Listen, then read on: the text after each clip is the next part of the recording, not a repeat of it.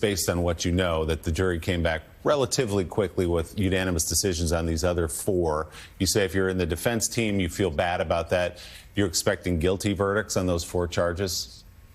I am. I am expecting that. I could be surprised. Everything comes down to credibility. But if you look at the jury instructions, the elements essentially are all there. The transportation for prostitution is literally transportation plus prostitution. And really, and I'm oversimplifying it, but the sex trafficking really just adds the element of force, fraud, or coercion. And that's an oversimplified approach, but the elements are relatively easy to understand. I don't see how the jury, unless they found everybody not credible, could arrive at a not guilty. But here is another possibility, and it echoes the theme that a lot of people have talked about, whether they be lawyers or regular folks, that this doesn't feel like a case that belongs in federal court. So there's always an option. And this, among lawyers, and Charles will tell you, is the name that shall not be spoken, is jury nullification.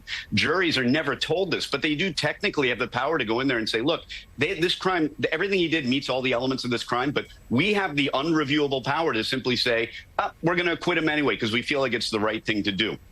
There would be no comebacks. There's no appeal. And we lawyers are not even supposed to talk about this. So I'm going to be checking my email from the disciplinary board. But I'm just saying that it's something that exists out there in the ether.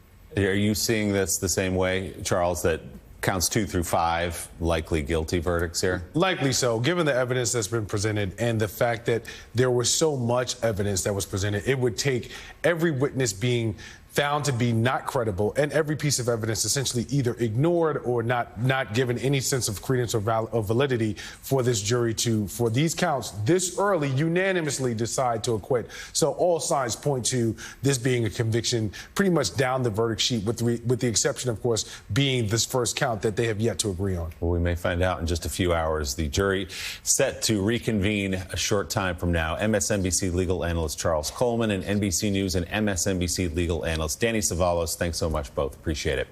Coming up, the Trump administration doubling down on efforts to strip citizenship from some naturalized American citizens. MSNBC legal analyst Joyce Vance is writing about that. She joins our conversation straight ahead on Morning Joe.